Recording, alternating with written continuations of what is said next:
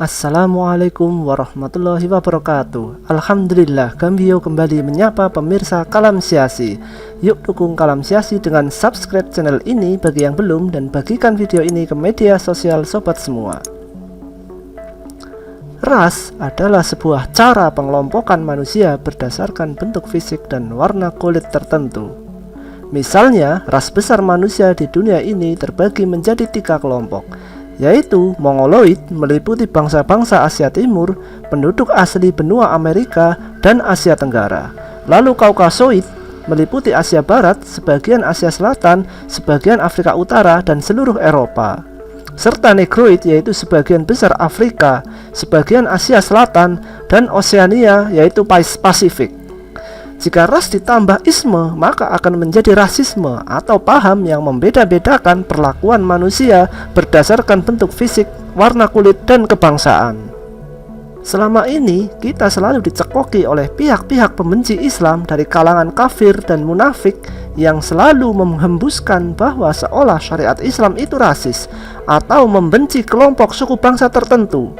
Opini bahwa syariat Islam itu rasis kerap terdengar saat kita sedang membela saudara kita yang tertindas atau dibantai oleh musuh-musuh Islam. Misalnya saat kita, kaum muslimin, melakukan pembelaan saat saudara kita muslim Uighur ditindas oleh pemerintah negara komunis Cina. Banyak dari para pembenci Islam dan pembela rezim negara komunis Cina yang mengatakan kita kelompok rasis. Rasisme bangsa Eropa. Sejak era kegelapan, bangsa Eropa sudah mengklaim diri sebagai bangsa superior di atas bangsa lain. Hal ini tidak berhenti ketika masa Renaissance, di mana sains dan iptek berkembang pesat di sana.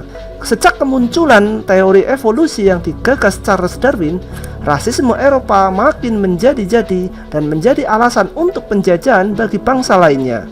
Karena teori evolusi ternyata mengarah pada sebuah teori lain yang mengatakan bahwa ras kulit putih Eropa adalah ras paling unggul yang sudah mengalami evolusi paling tinggi dibandingkan ras manusia lainnya, khususnya kulit hitam yang masih dianggap manusia setengah binatang atau ras manusia yang paling rendah. Bahkan di dalam sejarah, Amerika Serikat masih memisahkan pemukiman orang kulit hitam dan orang Eropa serta fasilitasnya hingga tahun 50-an. Dan kasus terbunuhnya George Floyd pada pertengahan tahun 2020 kemarin membuktikan rasisme justru masih menjadi penyakit akut di sana. Pandangan Islam tentang ras manusia.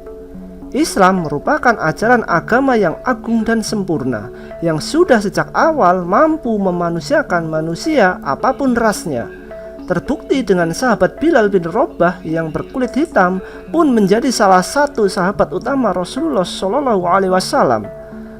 Allah Subhanahu wa Ta'ala berfirman, "Dan Allah meninggikan orang-orang yang beriman di antara kamu dan orang-orang yang diberi ilmu pengetahuan beberapa derajat." Quran Surat Al-Mujadilah ayat 11. Syariat Islam memandang tinggi rendahnya derajat manusia bukan dari bentuk fisik maupun warna kulit, tapi berdasarkan tingkat keimanan dan ilmu seseorang. Rasulullah juga pernah bersabda bahwa siapapun yang dibaiat oleh umat menjadi khalifah, maka taatilah walaupun yang dibaiat berkulit hitam dan berambut keriting seperti kismis. Pada saat itu Rasulullah SAW yang menempatkan seorang berkulit hitam seperti sahabat Bilal bin Rabah radhiyallahu anhu sebagai salah satu orang penting di samping beliau adalah hal yang pada saat itu sangat asing bagi peradaban manusia non-Islam. Apalagi Bilal tadinya adalah seorang budak. Dalam sejarah, selain sahabat Bilal radhiyallahu anhu, ada 7 orang sahabat Nabi lainnya yang berkulit hitam, seperti salah satunya Usamah bin Zaid yang diangkat sebagai jenderal pasukan sejajar dengan Khalid bin Walid saat Khalifah Abu Bakar. Juga banyak orang-orang dari berbagai bangsa yang menduduki posisi penting di dalam pemerintahan khilafah tanpa memperdulikan apakah dia itu dari Arab maupun non-Arab, dan juga warna kulitnya. Jadi mengatakan Islam sebagai agama rasis itu tidaklah benar. Justru syariat Islamlah yang pertama kali mengajarkan persamaan hak dan kewajiban manusia yang tidak dibedakan berdasarkan bentuk fisik maupun warna kulit. Wallahu a'lam bishawab. Wabillahi taufiq walhidayah. Wassalamualaikum warahmatullahi wabarakatuh.